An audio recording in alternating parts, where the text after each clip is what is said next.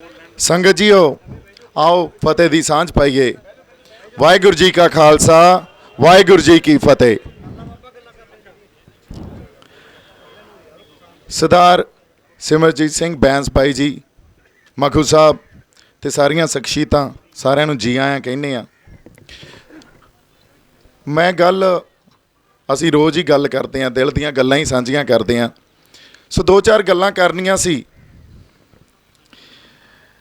असी आपदे इतिहास की गल करते हैं, इस खित्ते के इतिहास की, पंजाब के इतिहास की, साडे देश के इतिहास की, साडे सिद्धांत की, साडे फलसफे की गल करते हैं।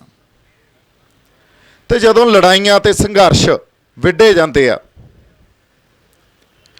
असी जज्बा लैके अगे आने आ, पर वो किसी सिद्धांत तो पैदा होया हुंदा, किसी फलसफे तो पैदा होया हुंदा। सो साडा सिद्धांत ते साडा फलसफा की आ? साडा फलसफा 900 साल की गुलामी नूं जिन्हें चैलेंज किया सी,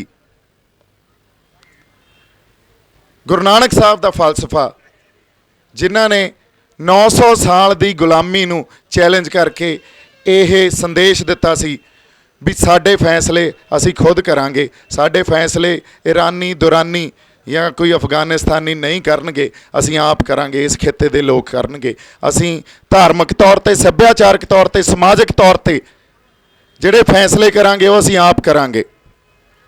हुण जे असी उस सिद्धांत नूं भुल जाइए जिस सिद्धांत ते फिर गुरु अर्जन देव पातशाह ने पहरा दिता ते शहीदी दिती इस देश के लोगों लई, श्री गुरु हरगोबिंद साहब ने पहरा दिता ते अकाल श्री अकाल तख्त साहब साडी आज़ादी का प्रतीक साडे सामने खड़ा। मैं कल्ली पंजाब की गल नहीं करता, मैं यूनीयन ऑफ इंडिया की इस खित्ते की, इस जिन्हों अज हिंदुस्तान कह रहे हैं, उस हिंदुस्तान की गल कर रहे हैं।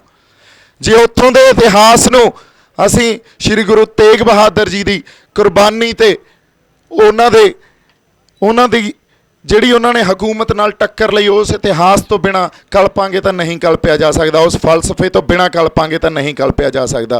10वें पातशाह की कुर्बानी, 10वें पातशाह की उस सिद्धांत ते पहरे दिंदे होए साडे देश लई ते साडी कौम लई उस कुर्बानी तो बिना जे असी कल्पिया इस पंजाब नूं या इस देश नूं या साडे इतिहास नूं कल्पिया जा सकता, तो मैनूं लगदा नहीं कल्पिया जा सकता।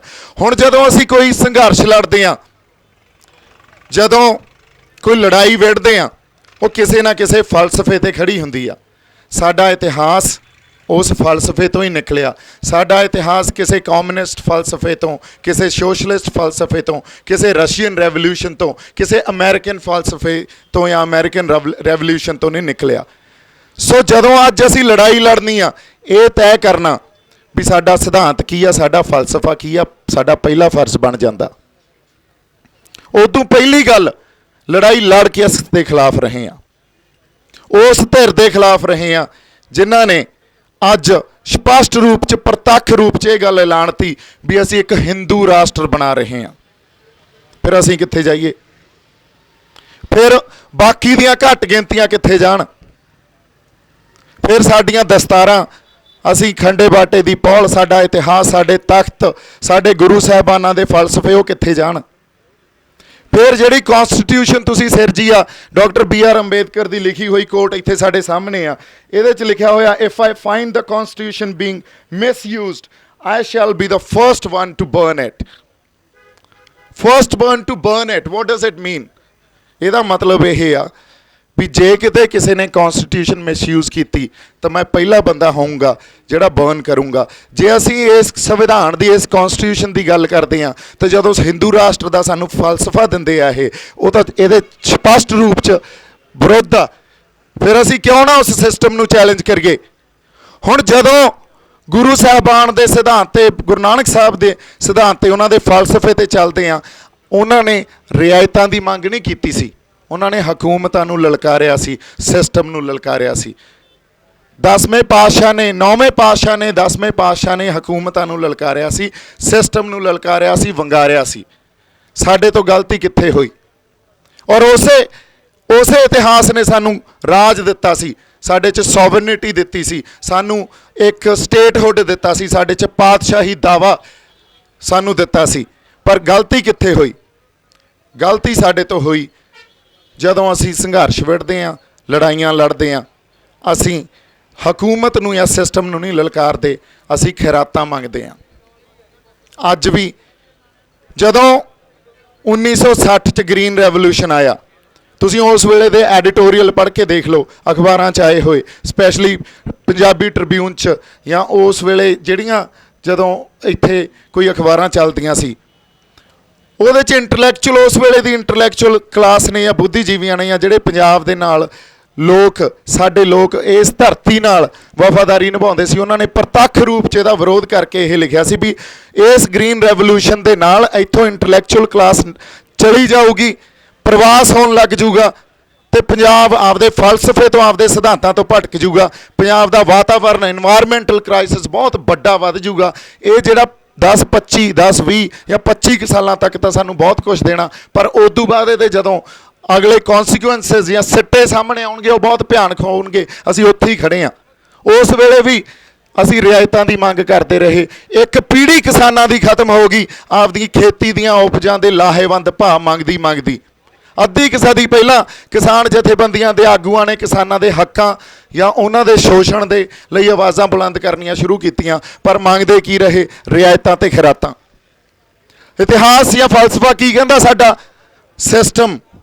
ਸਿਸਟਮ ਨੂੰ ਚੈਲੰਜ ਕਰੋ, ਬਿਮਾਰ ਨੂੰ ਨਹੀਂ, ਬਿਮਾਰੀ ਨੂੰ ਪੱਟੋ, ਉਹਦੀ ਜੜ ਨੂੰ ਪੱਟੋ। ਅੱਜ ਅਸੀਂ ਇੱਥੇ ਬੈਠੇ ਕਿਉਂ ਆ? ਇਸੇ ਕਰਕੇ ਇਸ ਗੱਲ ਨੂੰ ਹੀ ਸਮਝ ਕੇ ਬੈਠੇ ਹਾਂ। ਇੱਥੇ ਅਸੀਂ ਬਿਮਾਰ ਨੂੰ ਨਹੀਂ ਪੱਟਣਾ। ਇਹ ਤਾਂ ਲੱਛਣ ਆ ਜਿਹੜੇ ਆਰਡੀਨੈਂਸਸ ਆ ਰਹੇ ਆ, ਇਹ ਪੈਦਾ ਕਿੱਥੋਂ ਹੋ ਰਹੇ ਆ? ਉਸ ਬਿਮਾਰੀ ਨੂੰ ਪੱਟੀਏ। ਸਾਡੇ ਲਈ ਸਾਡੀ ਖੁਦਮੁਖਤਿਆਰੀ ਮੰਗੀ, ਆਪਦੇ ਫੈਸਲੇ ਆਪ ਕਰਨ ਦਾ ਹੱਕ ਮੰਗੀਏ। ਸਾਡਾ ਹੱਕ ਆ ਇਹ। ਜੇ ਅਸੀਂ ਆਪਦੇ ਹੱਕਾਂ ਨੂੰ ਨਹੀਂ ਸਮਝਾਂਗੇ, ਫਿਰ ਮੰਗਾਂ ਕੀ ਰੱਖ ਸਕਾਂਗੇ? ਸੋ ਪਹਿਲੀ ਗੱਲ ਜਿਹੜੀ ਸਾਨੂੰ ਸਮਝਣੀ ਆ ਕਿ ਇਸ ਫਲਸਫੇ ਨੂੰ ਲੈ ਕੇ ਲੜਾਈ ਲੜੀ ਜਾਣੀ ਚਾਹੀਦੀ ਆ। ਅਗਲੀ ਗੱਲ, ਸਾਡਾ ਦੁਸ਼ਮਣ ਕੌਣ ਆ? ਕਿਸ ਦੁਸ਼ਮਣ ਨਾਲ ਮੱਥਾ ਲਾਈ ਬੈਠੇ ਆ? ਦੁਸ਼ਮਣ ਅੱਜ ਉਹ ਤੇਰਾ ਜਿਹੜੇ ਦੇ ਕੋਲੇ ਹਉਮੈ ਆ, ਐਡਾ ਵੱਡਾ ਹੰਕਾਰ ਆ ਆਪਦੇ ਉਸ ਰਾਜ ਦਾ, ਆਪਦੀ ਸਰਕਾਰ ਦਾ, ਤੇ ਜਿਹੜੇ ਸਿਸਟਮ ਨੂੰ ਉਹ ਚਲਾਈ ਜਾਂਦੇ ਆ। ਇਹਦਾ ਪ੍ਰਤੱਖ ਰੂਪ 'ਚ ਸਾਡੇ ਸਾਹਮਣੇ ਰੀਸੈਂਟ ਐਗਜ਼ਾਮਪਲ ਆ। ਸਾਡੀ ਕਿਸਾਨ ਜਥੇਬੰਦੀਆਂ ਨੇ ਇਹ ਗੱਲ ਸੋਚੀ ਵੀ ਚਲੋ ਟੇਬਲ ਟਾਕ ਕਰ ਲੈਂਦੇ ਆ, ਜਾ ਕੇ ਉਹਨਾਂ ਦੇ ਨਾਲ ਜਾ ਕੇ ਬਹਿੰਦੇ ਆ, ਪਰ ਕੀਤਾ ਕੀ ਉਹਨਾਂ ਨੇ? ਹਿਊਮਿਲੇਟ ਕੀਤਾ। ਸਾਨੂੰ ਭਰਮ ਪੈਦਾ ਹੋ ਗਿਆ ਸੀ ਵੀ ਅਸੀਂ ਬਹੁਤ ਵੱਡਾ ਦਬਾਅ ਬਣਾ ਬੈਠੇ ਆ ਉਹਨਾਂ 'ਤੇ ਕਿਤੇ, ਪਰ ਉਹ ਭਰਮ ਟੁੱਟਿਆ। ਜਦੋਂ ਜਾ ਕੇ ਟੇਬਲ 'ਤੇ ਬੈਠੇ, ਉਹ ਭਰਮ ਟੁੱਟਿਆ ਤੇ ਸਾਡੇ ਜਥੇਬੰਦੀਆਂ ਦੇ ਆਗੂ ਹਰਟ ਹੋਏ ਤੇ ਉੱਥੇ ਜਾ ਕੇ ਨਾਅਰੇ ਵੀ ਲਾਉਣ ਲੱਗ ਗਏ ਤੇ ਬਿੱਲ ਵੀ ਫਾੜਨ ਲੱਗ ਗਏ। ਇਹਦਾ ਮਤਲਬ ਸਾਨੂੰ ਸਾਡੇ ਦੁਸ਼ਮਣ ਦੀ ਸਮਝ ਹੀ ਨਹੀਂ। ਉਹਦਾ ਹਿਊਮਿਲੇਟ ਕਰਦਾ, ਹੰਕਾਰੀ ਆ। ਉਹਨਾਂ ਨਾਲ ਲੜਾਈ ਕਿਵੇਂ ਲੜਨੀ ਆ, ਸਾਨੂੰ ਪਹਿਲਾਂ ਤੈਅ ਕਰਨਾ ਪਊਗਾ। ਲੜਾਈ ਪਹਿਲਾਂ ਤੈਅ ਕਰਕੇ ਜਿੱਤੀ ਜਾਂਦੀ ਆ, ਫੇਰ ਲੜੀ ਜਾਂਦੀ ਆ। ਜੇ ਅਸੀਂ ਸਿੱਧਾ ਜਾ ਕੇ ਲੜਨ ਲੱਗ ਜਾਈਏ ਤੇ ਜਿੱਤਣ ਦੀ ਆਸ ਕਰੀਏ, ਫੇਰ ਤਾਂ ਨਹੀਂ ਜਿੱਤ ਸਕਦੇ। ਸੋ ਦੂਜੀ ਗੱਲ, ਅਸੀਂ ਕਹਿੰਦੇ ਆ ਹਮੇਸ਼ਾ ਹੀ, ਆਪਾਂ ਇਹ ਕਹਿੰਦੇ ਆ ਇਕੱਠੇ ਹੋਈਏ। ਇਹ ਬਹੁਤ ਵਧੀਆ ਗੱਲ ਆ, ਇਕੱਠੇ ਹੋਈਏ, ਪਰ ਪੋਲੀਟੀਕਲ ਏਜੰਡੇ ਨੂੰ ਛੱਡ ਕੇ ਇਕੱਠੇ ਹੋਈਏ। ਜੇ ਪੋਲੀਟੀਕਲ ਏਜੰਡੇ ਨੂੰ ਰੱਖ ਕੇ ਇਕੱਠੇ ਹੋਵਾਂਗੇ ਤਾਂ ਉਹਦਾ ਡਿਵਾਈਡ ਕਰੂਗਾ। ਅਸੀਂ ਇਕੱਠੇ ਨਹੀਂ ਹੋ ਸਕਦੇ ਕਦੇ ਵੀ। ਜੇ ਲੜਾਈ ਲੜਨੀ ਆ, ਪੋਲੀਟੀਕਲ ਏਜੰਡਿਆਂ ਨੂੰ ਪਾਸੇ ਰੱਖ ਦਈਏ, ਵਿਚਾਰਾਂ ਦੇ ਵਖਰੇਵਿਆਂ ਨੂੰ ਪਾਸੇ ਰੱਖ ਦਈਏ, ਫੇਰ ਇਕੱਠੇ ਹੋਈਏ। ਉਹਨੂੰ ਕਹਿੰਦੇ ਅਸੀਂ ਇਕੱਠੇ ਹੋ ਕੇ ਲੜਾਈ ਲੜ ਰਹੇ ਹਾਂ। ਇੱਕ ਲੜਾਈ ਇਸ ਮੋਰਚੇ ਤੋਂ ਲੜੀ ਜਾ ਸਕਦੀ ਆ, ਇੱਕ ਲੜਾਈ ਬਠਿੰਡੇ ਦੇ ਮੋਰਚੇ ਤੋਂ ਲੜੀ ਜਾ ਸਕਦੀ ਹੈ, ਇੱਕ ਫਰੀਦਕੋਟ ਦੇ ਮੋਰਚੇ ਤੋਂ ਵੀ ਲੜੀ ਜਾ ਸਕਦੀ ਆ, ਪਟਿਆਲੇ ਦੇ ਮੋਰਚੇ ਤੋਂ ਵੀ ਲੜੀ ਜਾ ਸਕਦੀ ਆ, ਪਰ ਇਹ ਸਾਂਝੀ ਲੜਾਈ ਮਿਥੀ ਜਾਊਗੀ। ਇੱਕ ਜਗ੍ਹਾ ਬੈਠ ਕੇ ਇਕੱਠੇ ਹੋ ਕੇ ਕਦੇ ਵੀ ਮੋਰਚੇ, ਸਾਡੇ ਇਤਿਹਾਸ 'ਚ ਵੀ ਇੱਕ ਜਗ੍ਹਾ ਮੋਰਚੇ ਨਹੀਂ ਲੱਗਦੇ ਹੁੰਦੇ। ਥਾਂ ਤੇ ਮੋਰਚੇ ਵਿੱਢਦੇ ਆ, ਥਾਂ ਤੋਂ ਲੜਾਈਆਂ ਲੜਦੇ ਆ। ਇਹਦਾ ਮਤਲਬ ਇਹ ਨਹੀਂ ਅਸੀਂ ਵੱਖਰੇ ਆ, ਅਸੀਂ ਇਕੱਠੇ ਆ, ਪਰ ਇੱਕ ਅਹਿਸਾਸ, ਸੈਂਸ ਆਫ ਬਿਲੋਂਗਿੰਗਨੈਸ ਆ ਜਿਹੜਾ ਉਸ ਸੰਘਰਸ਼ ਲਈ, ਉਸ ਲੜਾਈ ਲਈ, ਇਹ ਸਾਡੇ ਦਿਲਾਂ 'ਚ ਹੋਣਾ ਬਹੁਤ ਜ਼ਰੂਰੀ ਆ। ਅਗਲੀ ਗੱਲ ਇਕੱਠੇ ਹੋਣ ਦੀ ਇੱਕ ਇਹ ਵੀ ਆ, ਇੱਕ ਪਾਸੇ ਸਾਡਾ, ਇਹਦਾ ਮੈਂ ਇੱਕ ਹੋਰ ਐਗਜ਼ਾਮਪਲ ਦਿੰਦਾ, ਇੱਕ ਪਾਸੇ ਸਾਡਾ ਕਾਨੂੰਨੀ ਸੰਘਰਸ਼ ਚੱਲ ਰਿਹਾ ਹੋਵੇ, ਇੱਕ ਪਾਸੇ ਪੋਲੀਟੀਕਲ ਡਿਪਲੋਮੈਸੀ ਦਾ ਸੰਘਰਸ਼ ਚੱਲ ਰਿਹਾ ਹੋਵੇ, ਇੱਕ ਪਾਸੇ ਅਸੀਂ ਆਪਦਾ ਬਿਰਤਾਂਤ ਸਿਰਜ ਰਹੇ ਹੋਈਏ, ਆਪਦਾ ਨੈਰੇਟਿਵ ਸਿਰਜ ਰਹੇ ਹੋਈਏ, ਕਿਉਂਕਿ ਸਰਕਾਰ ਸਾਡੇ ਖਿਲਾਫ ਆਪਦਾ ਨੈਰੇਟਿਵ ਸਿਰਜ ਰਹੀ ਆ। ਸਾਡੇ ਵੀ ਇੰਟਲੈਕਚੁਅਲ ਕਲਾਸ ਜਾਂ ਸਾਡੇ ਬੁੱਧੀਜੀਵੀ ਆਪਦਾ ਨੈਰੇਟਿਵ ਸਿਰਜ ਕੇ ਲੋਕਾਂ ਨੂੰ ਜਗਾ ਰਹੇ ਹੋਣ। ਸੰਘਰਸ਼ ਦੇ ਪੜਾਅ ਹੁੰਦੇ ਆ, ਵੱਖ-ਵੱਖ ਪਹਿਲੂ ਹੁੰਦੇ ਆ, ਇਹਨਾਂ ਸਾਰਿਆਂ 'ਤੇ ਪਹਿਰਾ ਦੇਣਾ ਬਣਦਾ। ਜਿਸ ਦੁਸ਼ਮਣ ਨਾਲ ਅਸੀਂ ਲੜ ਰਹੇ ਹਾਂ, ਮੈਂ ਇੱਕ ਗੱਲ ਸੰਗਤ ਸਾਹਮਣੇ ਅੱਜ ਸਾਂਝੀ ਕਰਨੀ ਚਾਹੁੰਦਾ। ਉਸ ਦੁਸ਼ਮਣ ਨੇ, ਜੇ ਕਾਨੂੰਨੀ ਸੰਘਰਸ਼ ਦੀ ਗੱਲ ਕਰੀਏ, ਜਿਹਦੇ ਤੇ ਅਸੀਂ ਸਿਰ ਜੋੜ ਕੇ ਹੀ ਨਹੀਂ ਬੈਠੇ, ਅਸੀਂ ਤਾਂ ਆਪਦੀਆਂ ਲੱਤਾਂ ਖਿੱਚੀ ਜਾਂਦੇ ਹਾਂ ਇੱਕ ਦੂਜੇ ਦੀਆਂ। ਕਿਉਂ ਖਿੱਚੀ ਜਾਂਦੇ ਆ, ਮੈਨੂੰ RSS ਦਾ ਏਜੰਟ ਬਣਾਈ ਬੈਠੇ ਆ। ਉਹ ਗੱਲਾਂ ਨੂੰ ਬਾਅਦ 'ਚ ਦੇਖ ਲਾਂਗੇ, ਮੇਰਾ ਕੈਰੈਕਟਰ ਸਰਟੀਫਿਕੇਟ ਬਾਅਦ 'ਚ ਲੈ ਲਾਂਗੇ। ਪਰ ਜਿਸ ਧਿਰ ਨਾਲ ਲੜ ਰਹੇ ਆ ਉਹ ਧਿਰ ਐਡੀ ਹੰਕਾਰੀ ਆ, ਐਡੀ ਵੱਡੀ ਹਉਮੈ ਆ ਉਹਨਾਂ 'ਚ। ਜਦੋਂ ਕੋਈ ਕਾਨੂੰਨ ਬਣਦਾ ਤਾਂ ਇੱਕ ਕੋਈ ਵੀ ਬਿੱਲ ਪਾਸ ਹੁੰਦਾ, ਅੱਜ ਐਗਰੀਕਲਚਰ ਤੇ ਕਾਨੂੰਨ ਬਣਿਆ, ਖੇਤੀ ਤੇ ਬਣਿਆ, ਤਾਂ ਪਾਰਲੀਮੈਂਟਰੀ ਕਮੇਟੀ ਫॉर ਐਗਰੀਕਲਚਰ ਦੇ ਕੋਲੇ ਉਹਦੀ ਰਿਕਮੈਂਡੇਸ਼ਨ ਜਾਂਦੀ ਆ ਵੀ ਇਸ ਕਾਨੂੰਨ ਤੇ ਆਪਦੀ ਰਿਕਮੈਂਡੇਸ਼ਨ ਦਿਓ। ਜਿਸ ਹਿਸਾਬ ਨਾਲ ਸਰਕਾਰ ਨੂੰ ਮੈਂ ਸਮਝਦਾ ਜਾਂ ਉਹਨਾਂ ਦੀ ਮਾਨਸਿਕਤਾ ਜਾਂ ਤਾਸੀਰ ਸਮਝਦਾ, ਉਹਨਾਂ ਨੇ ਉਸ ਕਮੇਟੀ ਦੀ ਰਿਕਮੈਂਡੇਸ਼ਨ ਅੱਵਲ ਤਾਂ ਲਈ ਨਹੀਂ ਹੋਣੀ, ਜੇ ਲਈ ਆ ਤਾਂ ਉਹਨੂੰ ਕੰਪਲਾਈ ਨਹੀਂ ਕੀਤਾ ਹੋਣਾ। ਜਦੋਂ ਸੁਪਰੀਮ ਕੋਰਟ ਜਾ ਕੇ ਅਸੀਂ ਕਾਨੂੰਨੀ ਲੜਾਈ ਲੜਾਂਗੇ, ਜੇ ਇਹਨਾਂ ਚੀਜ਼ਾਂ ਤੇ ਅਸੀਂ ਰਿਸਰਚ ਕਰੀਏ, ਸੁਪਰੀਮ ਕੋਰਟ 'ਚ ਚਾਹੇ ਉਹਨਾਂ ਦੇ 10 ਜੱਜ ਬੈਠੇ ਹੋਣ, ਪਰ ਜੇ ਕਿਤੇ ਉਹ ਰਿਕਮੈਂਡੇਸ਼ਨ 'ਚ ਖਤਾ ਖਾਧੀ ਹੋਵੇ, ਉਹਨਾਂ ਨੇ ਐਗਜ਼ੈਂਪਸ਼ਨ ਨਾ ਲਈ ਹੋਵੇ, ਪਾਰਲੀਮੈਂਟਰੀ ਕਮੇਟੀ ਔਰ ਐਗਰੀਕਲਚਰ ਦੀ ਰਿਪੋਰਟ ਨੂੰ ਮੰਨ ਕੇ ਉਹ ਸੋਧ ਨਾ ਕੀਤੀ ਹੋਵੇ ਬਿੱਲਾਂ 'ਚ, ਤਾਂ ਸੁਪਰੀਮ ਕੋਰਟ ਦੇ ਜੱਜ ਦੀ ਹਿੰਮਤ ਨਹੀਂ ਆ ਵੀ ਸਾਡੇ ਹੱਕ 'ਚ ਫੈਸਲਾ ਨਾ ਦੇਵੇ ਤੇ ਇਹਨਾਂ ਕਾਨੂੰਨਾਂ ਨੂੰ ਸਟੇ ਨਾ ਕਰੇ। ਤੇ ਜਿਸ ਤਰ੍ਹਾਂ ਜਿਸ ਸਰਕਾਰ ਨਾਲ ਅਸੀਂ ਲੜ ਰਹੇ ਹਾਂ, ਮੈਂ 200% ਸ਼ੋਰ ਹਾਂ ਵੀ ਉਹਨਾਂ ਨੇ ਇੱਥੇ ਕਿਤੇ ਨਾ ਕਿਤੇ ਕੋਈ ਨਾ ਕੋਈ ਲਕੀਊਨਾ ਪਿਆ, ਕਿਉਂਕਿ ਹੰਕਾਰ ਆ ਜਿਹੜੀ ਹਉਮੈ ਆ, ਇਹ ਗੱਲ ਇਹਨਾਂ ਚੀਜ਼ਾਂ ਨੂੰ ਇਗਨੋਰ ਕਰਕੇ ਕਰਦੇ ਆ। ਇਹਨਾਂ ਨੇ ਤਾਂ ਦੇਖ ਲਓ ਕਿਸ ਤਰ੍ਹਾਂ ਕਾਨੂੰਨ ਪਾਸ ਕਰਾਏ, ਸਪੈਸ਼ਲ ਇੱਕ ਪਾਰਲੀਮੈਂਟ ਦਾ ਸਪੈਸ਼ਲ ਇੱਕ ਸੈਸ਼ਨ ਬੁਲਾਇਆ ਜਿੱਥੇ ਕੋਈ ਸਵਾਲ ਜਵਾਬ ਨਹੀਂ, ਸਿਰਫ ਉੱਥੇ ਕਾਨੂੰਨ ਪੇਸ਼ ਕੀਤੇ, ਪਾਸ ਹੋਏ, ਲੋਕ ਸਭਾ 'ਚ ਰਾਜ ਸਭਾ 'ਚ ਪਾਸ ਹੋਏ ਤੇ ਪ੍ਰੈਜ਼ੀਡੈਂਟ ਨੇ ਅਸੈਂਟ ਦਿੱਤਾ ਆਪਦਾ। ਸੋ ਇਹਦੇ ਪਿੱਛੇ ਸਾਨੂੰ ਦਿਖਦਾ ਕਿੱਡੀ ਵੱਡੀ ਸਾਜ਼ਿਸ਼ ਆ। ਸਾਜ਼ਿਸ਼ ਕੀ ਆ?